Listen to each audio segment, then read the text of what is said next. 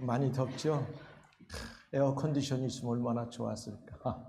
근데 그래도 선풍기도 있고 이 건물 안에 들어오니까 시원하잖아요. 할렐루야. 네, 감사해요. 내가 지도 준비한 거 좀 했어요. 자, 조금 이따 올려주고요. 인사도 잘했고, 사랑하는 여러분, 지난 한 주간은 참 무더웠습니다.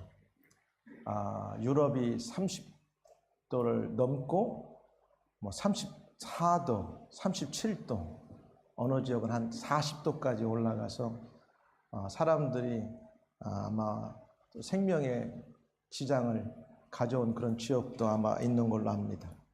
이런 무더웠던 지난 한 주간 하나님의 은혜 안에서 여러분 각자 가정과 또 학업하는 현장, 그 다음에 직장에서 여러분 모두 승리하는 삶들을 사느라 고생 많으셨습니다. 오늘 2026년 6월 28일 6월 넷째 주일, 특별히 우리가 매달 마지막 주는 선교주일로 지키는데, 선교주일을 맞이해서 주회전에 나와서 영과 진리로 마음을 다 예배드리시는 여러분들과, 또 오늘 좀 몸이 좋지 않거나 또 출타 중에 있어서 실황으로 함께 참여하는 여러분 모두를 성삼위 하나님의 이름으로 환영하고 축복하고 사랑합니다. 아멘. 오늘 우리가 함께 읽은 마태복음 4장 23절 25절은 그 앞부분에 12절부터 22절에 이어서 예수님께서 공생애를 시작하시고 제1차로 갈릴리 지역에서 사역하신 그 내용을 보여주고 있습니다. 그 지도자 한번 올려주세요. 특별히 본문은 예수님께서 지상에서 하신 세 가지 큰 주된 사역이 잘 나와 설명하고 있는데, 이 3대 사역을 통하여 예수님께서는 진정한 목적 있는 삶이 무엇인지 우리에게 분명히 가르쳐주고 있습니다. 예수님께서 지상에서 중요하게 여기며 사역을 하셨다면 예수님을 믿고 따르는 저와 여러분들은, 우리 교회나 성도들 역시 예수님의 사역을 따라야 할 줄 압니다. 이것 말고 오늘 거 나오는데, 그래서 예수님을 믿고 따르는 하나님의 자녀된 또 백성이 된 저와 여러분들, 우리는 어떤 인생의 목적을 두고 살아야 하는가? 다 목적은 있을 거예요. 근데 그 목적이 어떤 목적이냐에 따라서 하나님의 사람으로서 하나님께 쓰임받을 수 있고, 하나님께서 여러분의 인생을 지금보다 넘치는 은혜와 복으로 인도하실 수도 있습니다. 그래서 목적 있는 인생을 살라, 이런 본문을 중심으로 제목을 가지고 하나님 말씀을 증거합니다. 이 말씀을 듣는 가운데 예수님을 따라 살기로 결단하는 은혜의 시간들이 여러분 가운데 있기를 주의 이름으로 축복합니다. 예수님의 3대 사역을 통한 첫 번째 보면은 예수님은 분명한 목적이 있으셨어요. 여기에 보면 나사렛이 나오죠. 예수님의 고향이에요. 물론 저곳에서 태어난 건 아니지만 이제 유대 땅 베들레헴에서 예수님이 태어나시고 저 나사렛이라는 동네 가셔서 이제 성장하셨어요. 그래서 우리가 일반적으로는 예수님의 고향을 그냥 나사렛 이렇게 부릅니다. 그 다음에 그 지역이 스불론과 저 위에 납달리라고 하는 지역에 나사렛이라는 예수님의 고향이 속해 있고, 그리고 그 우측에 보면 갈릴리가 나오는데 그 갈릴리의 저 위쪽에 한번 넘겨줘 보세요. 보면은 가버나움이라고 하는 이제 동네가 나오는데, 나사렛에서 가버나움까지는 한 30km가 조금 넘는 거리예요. 자, 갈릴리 저 위에 가버나움이 나오죠. 그래서 예수님께서 나사렛에서 자라시고 공생애를 시작하시면서 어디에 가셨냐면 저 갈릴리 가버나움에서부터 공생애를 시작하셨습니다. 자, 내려주세요. 이렇게 여러분들이 머릿속에 넣고 제 설교를 들으면 이해가 쉽게 갑니다. 자, 예수님께서는 오늘 함께 읽은 23절부터 25절까지 보면 이 땅에 오신 자기의 목적이 무엇인가를 분명히 말씀하시면서 그 목적이 무엇으로 위해 사셨는가를 아주 선명하게 세 가지로 말씀해 주고 있어요. 그래서 첫 번째는 목적이 분명한 삶이 예수님께 있으셨다. 23절에 예수께서 온 갈릴리에 두루 다니사, 그 갈릴리라고 하는 지역을 두루 다니사 이렇게 말하고 있어요. 예수님의 삶은 한 곳에 머무는 삶이 아니라 이렇게 움직이는 삶을 사셨던 걸 볼 수가 있습니다. 그러나 그 움직임은 단순한 여행이나 어떤 방랑이 아니라 이 목적이 있게 예수님께서는 그 지역을 움직여 다니셨어요. 아마 여러분들도 런던에 와서 학업을 하든지 직장 생활을 하든지, 아니 여행까지도 분명한 목적이 있으니까 이렇게 오고 또 여행하는 줄 압니다. 목적이 없이 움직이는 사람은 없어요. 근데 이왕이면 목적도 가치 있고 의미 있는 목적을 두고 살아야 된다는 거예요. 예수님은 세 가지 분명한 사역의 목적을 가지고 이 땅에 오셔서 사셨던 걸 본문이 말씀해 주고 있는데, 23절의 첫 번째 보니까 이렇게 말하고 있어요. 예수께서 온 갈릴리에 두루 다니셨는데 그 다니신 목적이 뭐였냐면 그들의 회당에서 가르치시기 위해 돌아다니셨습니다. 할렐루야. 오늘 여러분들은 주일날 목적이 있는 인생을 살면서 주님의 날에 주님께 예배하러 교회에 나오신 줄 믿습니다. 의미 없이 목적이 없이 이 자리에 나와 앉아있는 사람은 한 사람도 없을 거예요.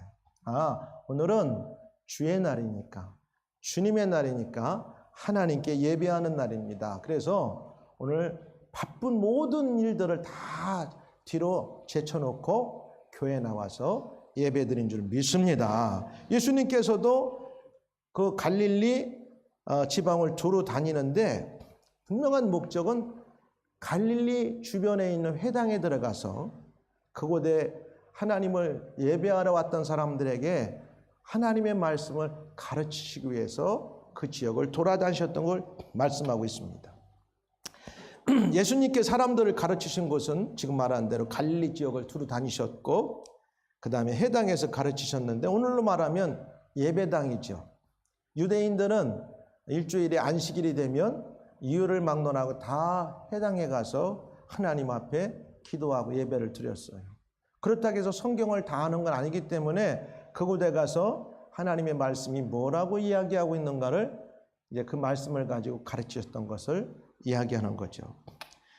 말씀드린 것처럼 예수님께서 자라나신 고향은 나사렛이라는 지역이었어요.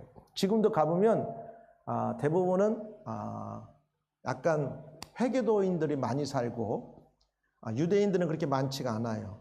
아직도 좀 그 삶의 환경이 좀 열악하게 놓여 있는 곳이 나사렛 지역입니다. 그런데 예수님은 공생의 사역을 갈릴리 지역 가버나움을 중심으로 시작하셨어요. 지난주 제가 설명했죠. 그 이유가 있었잖아요. 그리고 아까 제일 먼저 지도에 보여줬을 때에 그 요단강 베레아 지역에서 갈릴리로부터 요단강에 오셔서 세례 요한으로부터 머리에 세례를 받으시고 이제 공생애를 시작하시고, 세례 받고 나서 이제 다시 갈릴리로 올라가셔서 이제 공생애를 시작하셨어요. 말씀하신 것처럼 예수님께서는 자기 고향에서 이렇게 환영을 받지는 못했어요. 나사렛에서. 그래서 예수님은 자기 고향에서 좀 어떻게 보면 인간적으로는 좀 무시를 당했지만, 그래서 그 지역을 떠나서 갈릴리 가버나움에서 복음을 이제 전하기 시작하셨고, 근데 여러 가지 요소가 있었지만은 이 앞부분에 11절부터 죄송합니다.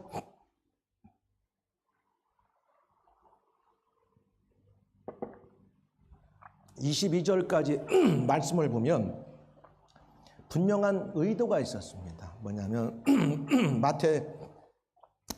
마태복음을 기록한 마태는 예수님의 이런 그 여행이나 그 다음에 갈릴리 가버나움에서 공생애를 시작한 데는 이유가 있었어요. 지난주에 설교를 들으신 사람들은 이해가겠지만 13절에서 16절에 보면 나사렛을 떠나 스불론과 납달리 지경 해변에 있는 가버나움에 가서 가시니 이렇게 나왔어요. 그러니까 여기서 말은 않지만 다른 성경 다른 어떤 그 부분에 보면 예수님은 자기 고향에서 이렇게 인정을 크게 받지 못해요. 그래서 나사렛에서 선한 것이 나겠느냐.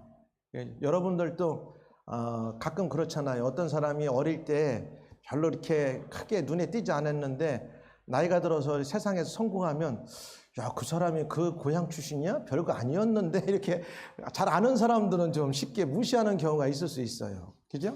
근데 모르는 사람은 야, 그런 시골이나 그런 마을에서 그렇게 크고 위대한 사람이 이렇게 만들어졌어 이렇게 보는데 가까웠던 사람들이 도리어 이렇게 좀 훌륭하게 되고 높이 올라가도 이렇게 밑에 이렇게 내려보는 경향이 있죠. 예수님도 약간 그런 어떤 대우를 받았어요. 그런 모든 외부적인 조건은 분명히 있었지만 더 궁극적인 것은 이 앞부분에 나오는 14절에 이는 선지자 이사야를 통하여 하신 말씀을 이루기 위해서 사실은 갈릴리 가버나움에서 공생애를 시작하셨습니다. 아무리 우리 삶이 우리 환경이 주어지는 일이 있어도 예수님을 보면 하나님의 말씀을 이루고 성취하기 위한 목적의 삶을 살고 있는 것을 알 수가 있어요. 물론 예수님께서 능력이 있으셨으니까 자기를 비아냥대는 사람들 향해서 나사렛에서 얼마든지 기적과 이적을 베풀어 가지고 자기를 함부로 무시하지 못하도록 만들 수 있었지만 그것보다는 하나님의 말씀에 따라서 그 목적에 따라서 갈릴리 가버나움에 가신 것을 우리가 볼 수 있어요. 그리고 스불룬 땅과 납달리 땅과 요단강 저편 해변길과 이방의 갈릴리여 그 땅이 흑암에 앉은 백성의 큰 빛을 보고 사망의 땅과 그늘에 앉은 자들에게 빛이 비추었도다 하였느니라. 이 하나님의 말씀, 예언의 말씀을 성취하기 위한 목적으로 갈릴리 가버나움에서 공생애를 시작하신 것이라고 하는 사실을 성경은 우리에게 분명하게 말씀해 주고 있어요. 그냥 인간적인 외부로 사람들이 나를 좀 비아냥대고 무시하니까 내가 거기 가서 내가 사역을 시작하리라, 그게 아니라고 하는 사실이에요. 이는 이사야 선지자의 예언을 이루려 하심이라고 제가 지난주 설교 들었고, 이사야 9장 1절 2절에 보면 동일한 내용의 말씀이 오늘 마태복음 4장 13절 14절 15절에 그대로 이렇게 연결되는 말씀이 나옵니다. 이 지역의 사람들을 예루살렘으로부터 멀리 떨어져 있어서 그들은 유대 지역의 다른 지역들만큼 어떤 혜택을 받아본 적이 없고 또 종교 지도자나 유대인들은 무시했어요. 거기에는 그러나 로마 어떤 그 제국의 세관이 있었고 그런 돈이 오가는 것이었고 또 남북으로 교차로가 있었기 때문에 사람들이 많이 왕래하는 지역이었고 그곳에 로마의 군대가 주둔해 있었어요. 그런 어떤 요건상 수많은 사람들이 모여들었기 때문에 죄도 많았고 또 어떻게 보면은 돈이 오가고 장사가 오가는 그곳에 하나님의 말씀이 없으면 세상적으로 보면은 여러 안 좋은 일들이 있을 수 있는 거죠. 영적으로 보면은. 그러다 보니까 그곳에 어떤 영적으로 어둠과 그 다음에 그런 빛이 없었던 그곳에 빛으로 오시고 구원자로 오신 예수님이 이사야 9장 1, 2절의 성취로 그 갈릴리 가버나움에서 공생애를 시작하시게 되었다는 사실입니다. 다시 말해 주님은 이 어두운 세상에 빛으로 오셨다는 거예요. 가르침은 사람들의 배움에 대한 예수님의 관심을 보여줍니다. 오늘 여러분들은 예수님께서 이 땅에 오신 그 3대 사역의 목적 가운데 하나가 하나님의 말씀을 배우고자 몰려드는 사람들에게 말씀을 가르치는 사역이셨어요. 그런데 여러분들은 역으로 그 가르침을 받기 위해서 나왔기 때문에 어떻게 보면 여러분도 예수님의 신앙의 관점에서 보면 목적 있는 인생을 살고 있는 사람들 믿습니다. 하나님이 이 땅에 오신 목적 가운데 하나는 하나님의 말씀을 사모하는 자들에게 가르치러 오셨는데 그것을 귀하게 여기고 그 말씀을 듣는데 목적을 두고 교회에 나와 예배를 드리고 하나님을 예배한다고 하는 것은 여러분의 인생도 목적 있는 삶을 살고 있는 줄 믿습니다. 그러니까 아무나 이게 하나님 말씀 듣는 사람이 아니에요. 내 인생이 하나님의 영광을 위해 살아야 되겠다. 내가 하나님의 말씀을 들고 살아야 되겠다. 이런 분명한 목적이 있기 때문에 이 자리에 나온 줄 믿습니다. 교회에는 하나님의 말씀, 예수님의 말씀을 잘 가르치고 훈련받기를 기뻐하는 성도들이 많아야 합니다. 부활하신 예수님께서도 제자들에게 명령하셨어요. 가르쳐야 할 것을 말씀하셨고 또 가르쳐야 할 것을 있으면 상대적으로 그 가르침을 받아야 될 사람들이 있어야 되는 거예요. 세상에 수많은 사람들이 있지만 하나님의 말씀을 듣고 그 말씀을 가르침을 받고 여러분의 인생에 기준을 두고 살아간다고 하는 목적을 두고 살아간다면 하나님께서 여러분의 인생을 기쁘게 받을 줄 믿습니다. 이게 목적 있는 삶을 사는 거예요. 마태복음 28장 19절 20절에도 이렇게 말했어요. 그러므로 너희는 가서 예수님께 부활하시거나 제자들에게 말씀하신 거예요. 모든 민족을 제자로 삼아 아버지와 아들과 성령의 이름으로 세례를 베풀고 내가 너희에게 분부한 모든 걸 가르쳐 지키게 하라. 가르치면서 가르침을 받고 지키게 하는 데까지 하라고 예수님께서 말씀하신 거예요. 응? 여러분의 인생의 목적을 어디에 두고 살아갑니까? 여러분은 세상에 학교를 가면서 많은 걸 배우잖아요. 그 목적이 있어요. 그 배움을 통해서 더 많은 학문을 습득하고 어떻게 보면 그 분야에서 다른 사람보다 앞서가기 위해서 공부에 힘쓴단 말이에요. 그게 목적인 거예요. 그러나 이 모든 것들은 이 세상에서 끝나는 거예요. 그것이 여러분의 인생에 영생을 주는 것도 아니고 그것이 여러분의 인생에 있어서 천국으로 인도하는 어떤 능력도 되지 못해요. 이 땅에 살아가는데 잠시 필요한 것들을 우리가 배우고 익히는 것뿐이에요. 그러나 예수님께서 가르치는 하나님의 말씀은 그것을 우리가 배우고 그 배운 대로 우리가 목적을 두고 살아가면 여러분의 인생에 영생으로 연결되고 천국과 연결되는 말씀이기 때문에 중요하다는 말씀입니다. 할렐루야. 그리고 예수님께서는 가르치는 것뿐만 아니라 그가 이 땅에 오셔서 목적을 두고 하셨던 사역 가운데는 천국 복음을 증거하셨어요. 천국 복음이 뭐예요? 굿뉴스잖아. 좋은 소식. 예수께서 온 갈릴리에 두루 다니자 그들의 회당에 가르치시며 그 다음에 복음인데 어떤 복음? 천국 복음이에요. 우리가 살아가면 좋은 거 있잖아요. 여러분 지난 아마 하루 이틀 정도는 한국 사람은 조금 마음이 불편했을 거예요.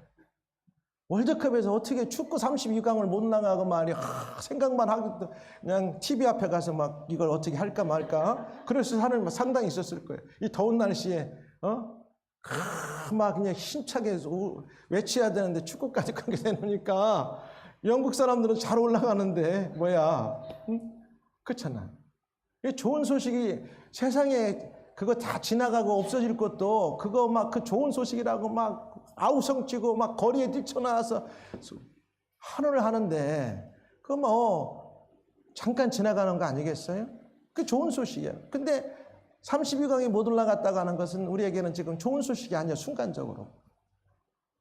여러분 그러나 그런 것들은 잠시고 다 지나가는 것들이에요. 영원하지 않아요. 근데 여기서 좋은 소식은 좋은 소식인데 복음인데 뭐냐? 천국에 대한 좋은 소식을 예수님께서는 목적을 두고 가르치러 오셨다는 거예요. 할렐루야. 적어도 여러분들은 천국의 사람들이고 하나님의 백성들이고 이미 천국을 소유한 사람들인 줄 믿습니다. 예수님께서 이 땅에 하나님의 나라를 전파하러 오신 분이심을 알 수 있어요.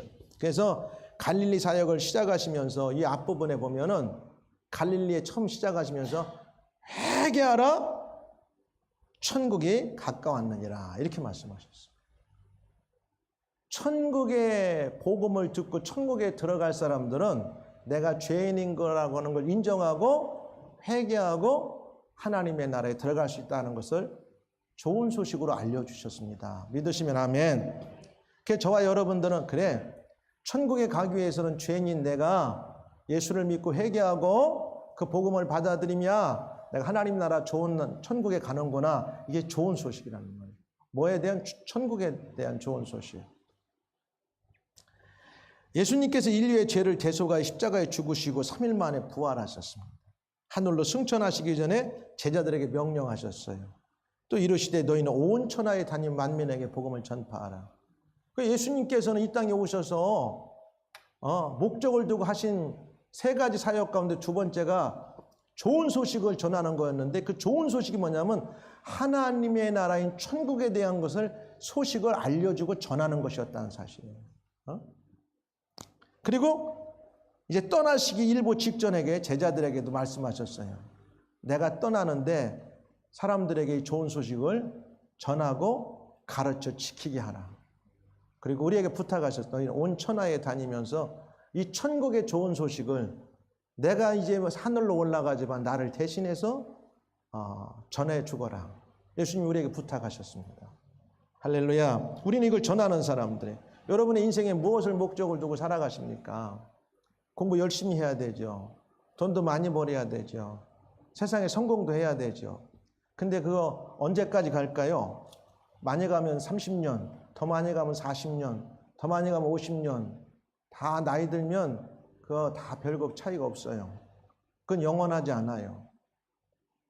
만약에 돈을 많이 벌어서 천국 가는 것이 정해진다면 아마 이 땅에 돈 많았던 회장님들은 하나같이 다 천국 갔을 거예요. 근데 그들도 그 많은 돈들을 다 놓고 갔어요. 자기 생명 하나도 갈 때는 추스리지 못하고 먹고 싶은 거 마음대로 못 먹고 병상에 오랫동안 누워있다 세상을 뜬 사람들이 많아요.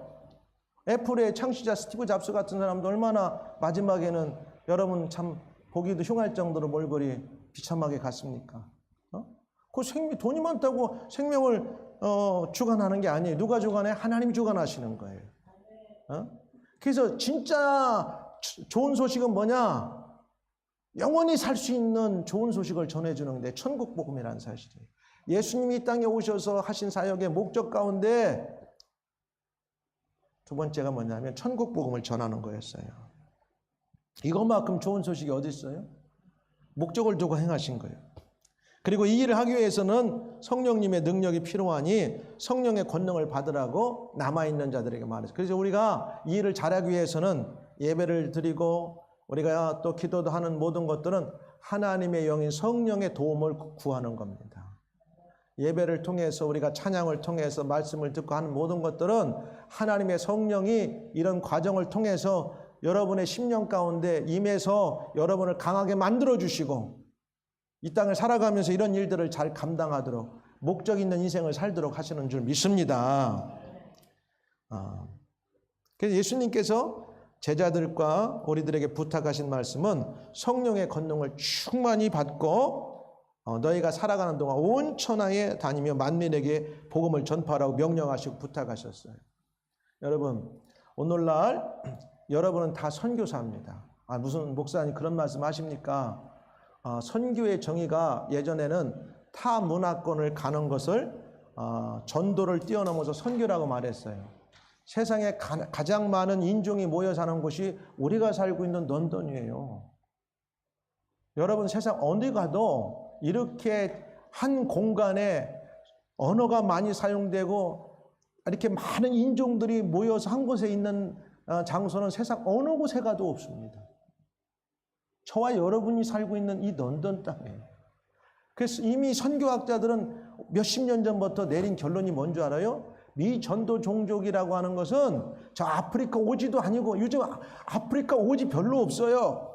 비행기 타고 못 가는데 하나도 없고 헬리콥터 타면 다 들어가고 여러분 가서 이 접시 하나만 달면 여러분 의성으로 세상을 다 쳐다볼 수 있고 거기에서 여러분 핸드폰만 있으면 세상을 다 쳐다볼 수 있어요.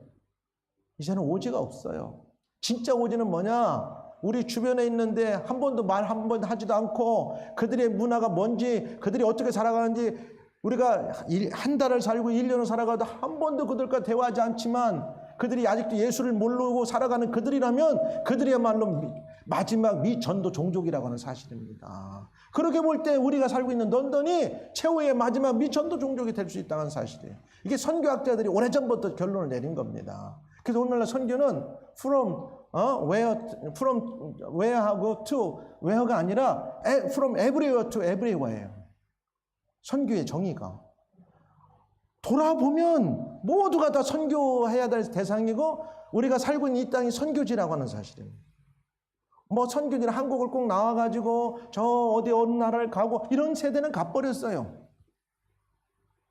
우리가 아프리카도 가보고 남미도 중남미도 다 가보잖아요. 여러분 다 세상이 이 핸드폰 다 들고 다니고 모두가 사람 사는 똑같아요.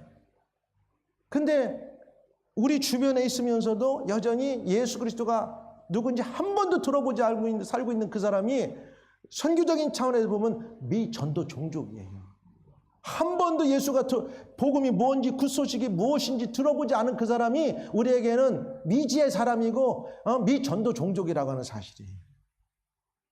그러니까 여러분들이 눈 뜨고 다니면서 주변에 있는 사람들에게 주보라도 하나 나눠주고, 우리 교회 영어로 된 전도지 있으니 갖고 가면서 말하기 싫으면 이거라도 읽어보라고 주고, 그게 선교라고 하는 사실입니다.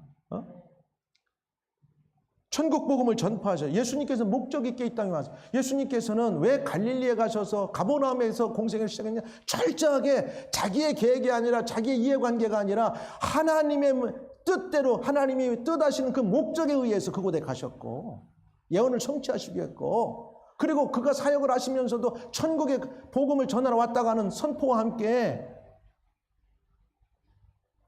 정확하게 시작을 하시잖아요. 사람들을 가르쳐. 이미 유대인들은 하나님을 믿는다고 하지만 구원자 메시아로 온 예수, 자기가 누구인지를 믿지 않는 그들에게 하나님께서 구약에 설명했던 메시아가 나라고 하는 사실이고, 너희들도 나를 믿고 하나님의 나라를 가야 된다고 하는 그 입장에서 그들에게 해당해 가서 복음을 가르쳤던 거예요.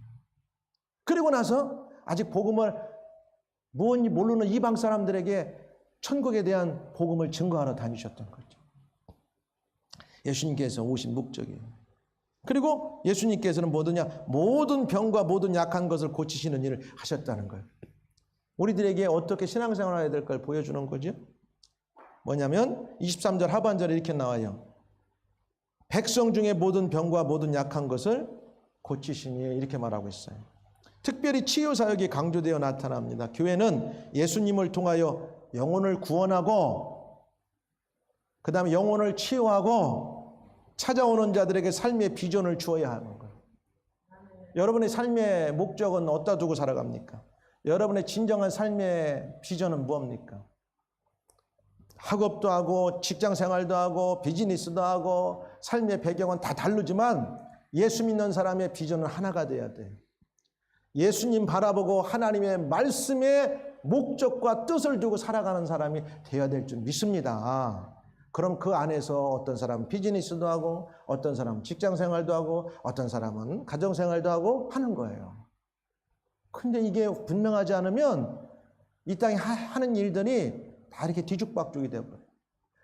한 틀에서 하나님이 뜻하시고 하나님이 원하시는 그 안에서 예수님이 어떻게 사셨나를 바라보고 가는 게 비전이에요.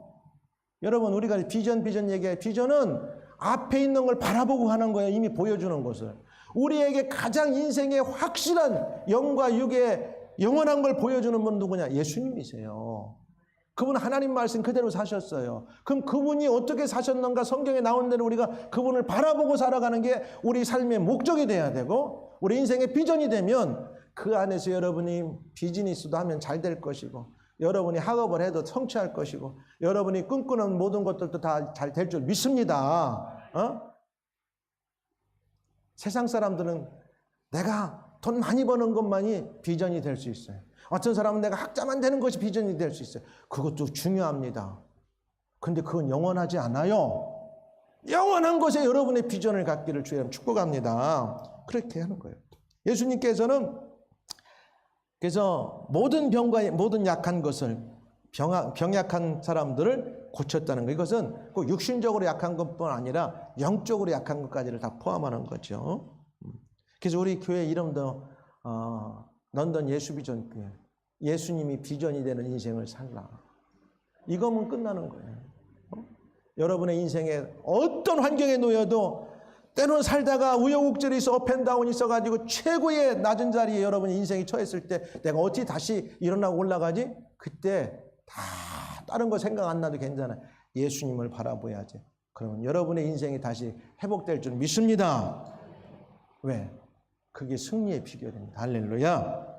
그래서 예수님의 삶은 하나님의 말씀을 가르치시고 천국 복음을 전파하고 병약자를 치유하는 분명한 방향성을 가지고 목적을 두고 사셨어요. 그냥 자기가 능력 있으시니까 나를 따르라, 세상 말로 그렇게 하지 않았어요. 철저하게 하나님의 뜻에 자기 인생의 목적을 두고 이 땅에 공생애를 사셨다는 내용입니다. 그럼 우리도 그렇게 살아야 되죠. 응? 목적이 없는 분주함이 아니라 하나님의 뜻을 이루는 데 집중하고 예수님은 사셨어요. GPS가 발달돼 가지고 참 제가 유럽을 차를 몰고 여행하면서도 얼마나 마음이 편한지 몰라. 알려주는 대로 가면 되거든. 근데 제가 20년 전에 28년 됐나? 1998년도에 우리 식구들이 좋지 않은 차를 몰고 유럽을 2주 동안 여행을 했어요. 그때 GPS가 없었어. 2주 동안 지도를 보면서 이렇게 또 저 뒤에 앉은 사람이 옆에서 이렇게 지도를 보면서 A로도 B로도 따지면서 2주 동안 노마까지 차를 몰고 다녀왔어요. 근데 요즘은 GPS가 딱 주소만 눌러주면 그냥 지가 알아서 다 알려줘. 얼마나 편해요. 근데 아무리 좋은 GPS라도 여러분 목적지를 설정해 놓지 아니하면 안 움직이고 가지 않아요. 여러분이 가고 싶은데 목적지를 입력을 시키고 설정을 하고 엔터를 눌러야만 그 다음에 이것이 여러분을 가이드해 주는 건지, 야, 너 GPS라면서 나 거기까지 가야 되는데 알려줘 해놓고 거기다 입력을 하지 않으면 목적지를 그게 안내하지 않아요. 여러분 우리 인생 내가 예수님 말씀대로 살아야지, 하나님 말씀대로 살아야지 하면서 여러분의 인생 하나님 말씀을 갖다가 대입하고 그 말씀 붙들고 순종하지 않는 삶을 살지 않으면 하나님께서 여러분의 그 목적도 이끌어가지 않습니다. 우리 하나님께서 주신 목적들을 붙들 때 삶의 방향이 분명한 거예요. 어느 상황이든 하나님의 말씀은 절대 틀림이 없어요. 여러분이 어느 인생을 살다가 뭔가 여러분이 올바른 길에서 뭔가 한 길을 미끄러진 것 같고 치우친 것 같아가지고 방향성을 잃었다. 예수님 바라보고 예수님이 이 상황에서 하나님 말씀을 어떻게 행했는가 딱 붙잡는 순간 여러분은 다시 궤도에 올랐을 줄 믿습니다. 믿으시면 아멘. 그리고 두 번째는 보니까 24절 25절에 보니까 예수님의 목적 있는 삶은 사람을 살리는 데 있었어요. 여러분 이왕 살아가면서 사람을 살리는 데 여러분의 인생을 쓰시기를 주 여러분 축복합니다. 사람을 살렸어. 그의 소문이 온 수리 아래 퍼진지라 사람들이 모든 앓는 자 곧 각종 병에 걸려서 고통당하는 자 귀신 들린 자 간질하는 자 중풍병자들을 데려오니 그들을 고치더라. 오늘날 이런 병들은 현대의학으로도 고치기 어려운 병들이 아직까지도. 그렇지 않아요? 이 의학이 그렇게 발전했는데도 한번 스트로크 맞으면 여전히 한쪽을 못 쓰고 불편하게 인생을 살다 세상을 떠나는 경우가 있어요. 이렇게 의학이 발전했는데도. 근데 예수님께서는 이 모든 사람들을 찾아오는 자들이 안수하시고 말씀 한마디로 다 고치셨다는 사실이에요. 왜? 그분이 우리의 생명의 주관자가 되시기 때문에. 할렐루야. 여러분 이런 분에게 여러분의 방향과 목적을 설정해 놓고 따라가시기를 주님 축복합니다. 병든 자, 귀신 들린 자, 여러 고통 가운데 있는 사람들이 예수님께 막 나왔어요. 여러분 우리가 혹시 영적으로 우리가 살다 보면은 힘든 일이 벌어지면 영적으로 막 괜히 귀신이 홀린 것 같은 일도 있을 수 있잖아요. 여러분 며칠만 밥 안 먹어도 막 뭐가 헛개비 보이는 것처럼 보일 때 있고, 근심 걱정 때문에 여러 날 잠 안 자도 괜히 막 누가 나를 괴롭히는 것 같고. 여러분 염려할 거 없어요. 예수님 붙들고 나사렛 예수 이름으로 명하노니 나를 괴롭히는 모든 것들은 다 떠나가라 외쳐버리세요. 믿으시면 아멘. 할렐루야. 그래서 고통 가운데 있는 사람들 예수님께 나와야 돼. 중요한 것은 예수님이 사람들을 피하지 않으셨다는 거예요. 우리들은 어려운 문제를 가지고 사람 찾아오면요, 한 번, 두 번 해주다가 자기도 지치면 도망가. 아유, 이 사람 또 뭐 어려운 문제. 근데 예수님 어떻게 해? 수고하고 무거운 짐자 다 내게로 오라. 내가 너희를 쉬게 하리라. 예수님은 많이 찾아오고 많이 기도하는 사람이 더 좋아하세요. 믿으시면 아멘. 근데 우리 사람들은 어려운 문제 가지고 찾아오면 한 번, 두 번 하다 자기도 지치면 그다음부터는 숨고 도망가고 연락도 안 받아. 근데 예수님은 그러지 않으세요. 얼마나 문제 있는 사람이 많아. 여기 보니까 오늘날 봐도 문제 얼마나 큰 문제들이야. 예수님은 우리의 모든 문제를 해결하는 분이세요. 예수님의 목적 있는 삶은 뭐냐면 사람을 살리러 이 땅에 오셨다는 사실이에요. 여러분, 우리가 인생을 한번 살면서, 하나님의 사람들은 이 땅을 살면서 주변에 있는 사람들에게 살리는 인생을 살아가시길 주님 축복합니다. 우리가 각자 살아가면서 얼마나 어려워요. 자기 사는 것도 어려운 시대예요. 생존 경쟁, 실력 경쟁, 능력 보소 시대, 생존 경쟁이 치열한 시대를 살아가면서 나 혼자 살기도 어려운데 남을 돌아보기도 어려운 시대에 살아가는 거예요. 그렇지만 그래도 예수 믿는 사람은 그렇다 할지라도 조금은 세상 사람들과 다르야 돼.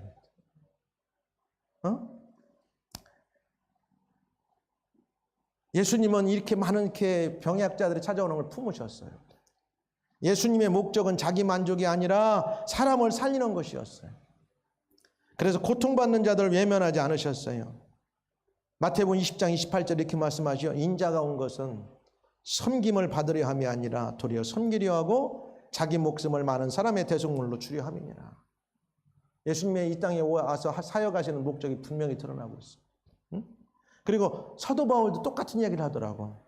내가 모든 사람에게 자유로우나 스스로 모든 사람에게 종이 된 것은 더 많은 사람을 얻고자 함이라. 뭐 때문에? 영원한 천국 복음을 먼저 알고 있는 사도 바울은 예수님처럼 자기가 다른 사람의 종이 될 필요가 없는데 다른 사람의 천국 복음을 듣고 그 천국 복음에 들어올 수 있도록 하기 위해서는 자기가 때로는 다른 사람의 종이 될 수도 있다고 하는 사실. 왜? 살리는 데 목적이 있다는 거예요. 예수님이 목적은 뭐냐? 사람을 향해 살리는 데 있었다는 사실이에요. 하나 예화가 이렇게 있는데 한 의사 선생님이 중요한 국제학회가 있어서 참석하기 위해 차를 몰고 가고 있었다고 그래요. 근데 그 학회는 그의 연구를 발표하는 매우 중요한 자리였고 그의 인생에 그 한 번에 통해 굉장한 커리어를 쌓을 수 있는 계기가 되었다고 그래요. 근데 가는 길에 큰 교통사고가 났고 많은 사람이 다치고 막 이제 위험한 상황이 놓여 있어요. 주변 사람들은 당황하기만 했고 구급차도 아직 도착하지 않았습니다. 이 의사 선생님은 잠시 고민했어요. 학회에 늦으면 수년간 준비한 발표를 놓칠 수도 있고 자기의 중요한 커리어를 이제 여기서 끝나버릴 수 있는 상황이었는데 결국 그는 차를 세우고 다친 사람을 응급처치하고 생명을 살리는 일에 집중했어요. 결국 그는 학회에는 늦었지만 여러 사람의 생명을 구했어요. 나중에 누군가 그에게 물어봤어요. 그렇게 중요한 발표를 포기한 것이 후회가 되지 않습니까? 그는 이렇게 대답했답니다.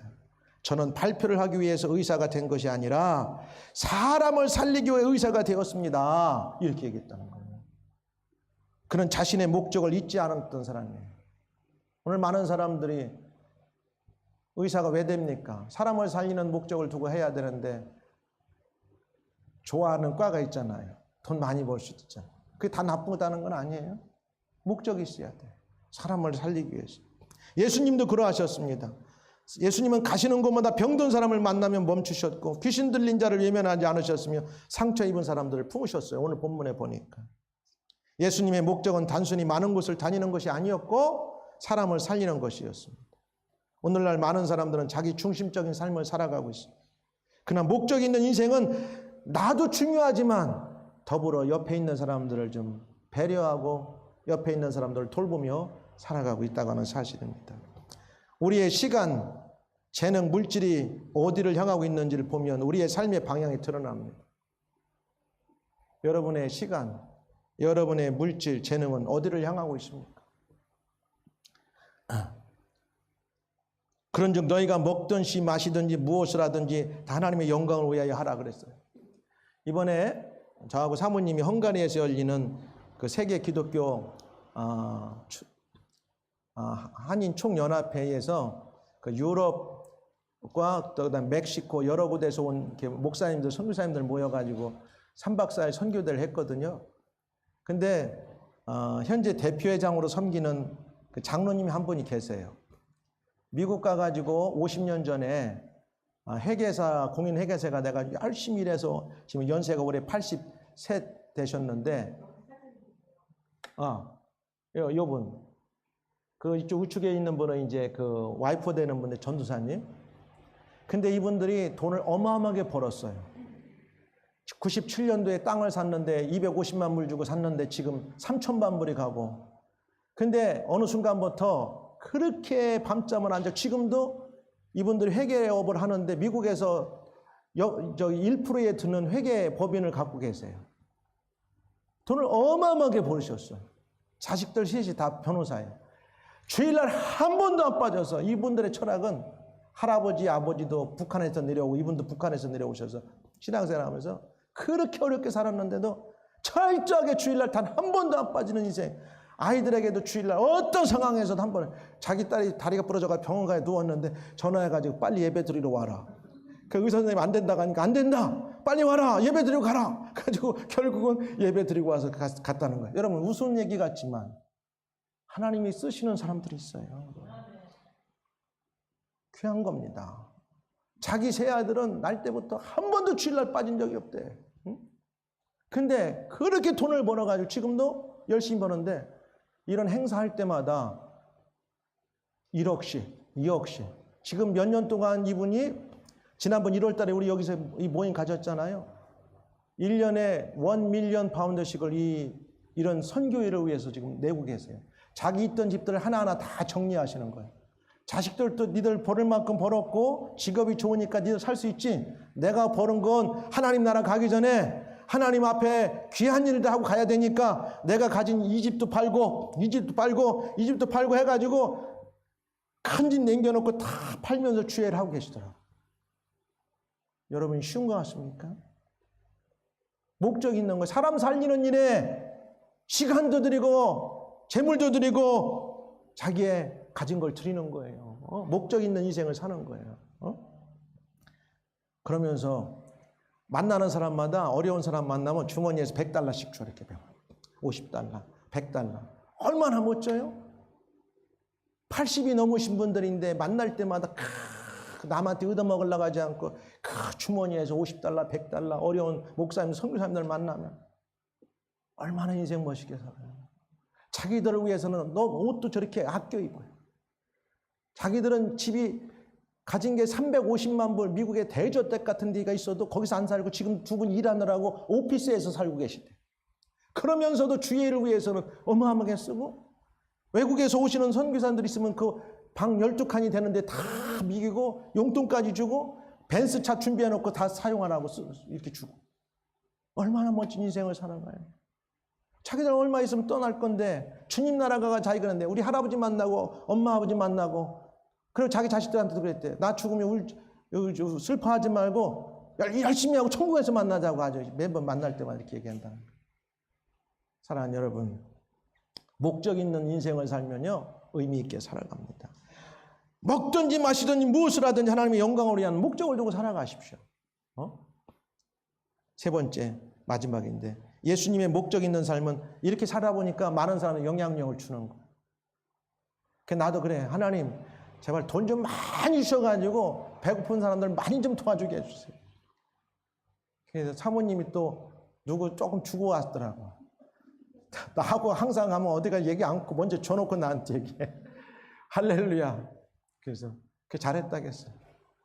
사랑하는 여러분. 또 우리 교회에서도 일부는 우리에서 주고 우리 애들이 용돈 주는 거 모았다가 사모님은 가면 다 주고 오거든.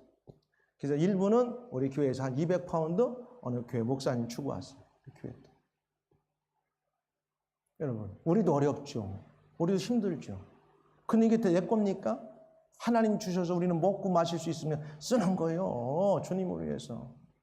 보면은 다 나보다 어려운 사람들이야. 그럼 어떻게 똑같이 만나도 커피도 내가 사고 그 20파운드 잘 썼어요. 거기다 더해가지고 커피 사줬어. 우리 명현 집사님이 목사님 사모님 더운데 그 알고 20파운드 보냈걸래 거기다 더해가지고 70파운드 커피값도 내가 냈어요. 네. 사랑하는 여러분, 목적 있게 사는 거예요. 그럼 선한 영향력을 미치는 거예요. 갈릴리와 데가볼리와 예루살렘과 유대와 온 요단강 건너편에 수많은 무리가 따르더라. 왜 따라요? 모으는 자에게 안 따라요. 그냥 손을 펴고 주는 자에게 따르는 거예요. 응? 여러분들 그래도 우리 교회가 어디 나가면 목사님 사모님이 째째하지 않아가지고 우리 교회 오고 싶어하는 사람 많아요. 우리가 돈이 엄청 많은 줄 아는 것 같아요. 우리도 안 사먹고 내 거 아껴가지고 뭐 해보려고 하면 사모님이 남 줘놓고 와가지고 나는 돈도 못 쓰고 와. 어디 가서 그럼 줘버렸어. 아이, 글쎄, 그다가 어느 목사님 참으로 가다가 음료수 거기 사준대. 그러면 여보 돈 있어? 예, 영국 돈 20파운드. 그 줘. 다 줘요. 지갑에 올 때 되면 한 푼도 없이. 그런데 이게 심는 겁니다. 심는 거예요. 주를 위해서. 이게 여러분을 대신에 제가 하고 오는 겁니다. 할렐루야. 여러분 염려하지 마세요. 여러분이 못하면 가끔 나한테 커피값만 주면 만나는 목사님들 많아. 그럼 막 런던 예수비전교회 이름으로 쏘는 거야. 내 이름으로 쏘지 않아요. 성도들 이름으로 쏘는 거야. 그래서 여기 보니까 25절에 수많은 무리가 따르니라. 예수님께서 영향력을 미치는 거야. 나는 여러분의 인생이 한 번 왔다 가는 그 영향력을 많은 사람들에게 엄청 끼치는 인생을 살고 가기를 주님 축복합니다. 그냥 남한테 맨날 얻어먹고 달라고 그런 인생 말고 이왕 한 번 사는 거 남에게 주고 끼치면서 저 사람 만나면 뭔가 좋은 일이 있다고 하는 이런 선한 영향력을 좀 끼치고 살아갈 수 있게 주님 축복합니다. 예? 아멘. 아멘. 자, 이제 말씀을 맺으겠어요. 예수님은 분명한 목적을 가지고 이 세상을 사셨고 사역을 하셨습니다. 본문에서 크게 세 가지로 나타났다겠죠. 여러 곳을 다니며 사람들에게 하나님 말씀을 가르치셨습니다. 그리고 어둠에 처한 소망이 없던 사람들에게 천국 복음을 전파하셨어요. 그러면서 그들에게 각종 육체의 질병과 연약한 것들을 치유해 주셨어요. 봉사하고 헌신하는 삶을 사셨어요. 사랑하는 여러분, 오늘 본문에 우리에게 질문합니다. 저와 여러분의 삶은 어디를 향하고 있습니까? 어떤 목적을 두고 살아갑니까? 나는 무엇으로 해 살아가고 있는가? 내 삶의 중심은 무엇이 가장 중요한가? 나는 하나님의 목적에 내 삶을 맞추고 있는가? 아니면 내 삶의 목적은 나인가? 아니면 내 인생의 목적을 하나님의 목적에 두고 있는가? 예수님은 분명한 목적을 가지고 이 땅을 사셨습니다. 그리고 그 목적은 오늘 우리에게도 이어지고 있는 거예요. 목적 있는 인생이란 결국 하나님 뜻 안에서 사람을 살리고 복음을 전하며 살아가는 삶인 것입니다. 오늘 우리가 다시 결단해야 합니다. 우리 모두 시대의 흐름에 떠밀리는 인생이 아니라 하나님의 목적에 붙들린 인생으로 살아가시기를 주님 축복합니다. 너희가 먹든지 마시든지 무엇을 하든 하나님의 영광을 구하라. 다가오는 세상에서 한 주간 하나님의 뜻 안에서 그분의 영광을 구하는 목적 있는 가정생활, 학업, 직장생활에서 승리하는 삶들을 살기를 주의 이름으로 축복합니다. 기도하겠습니다. 다 같이 잠깐 기도할까요?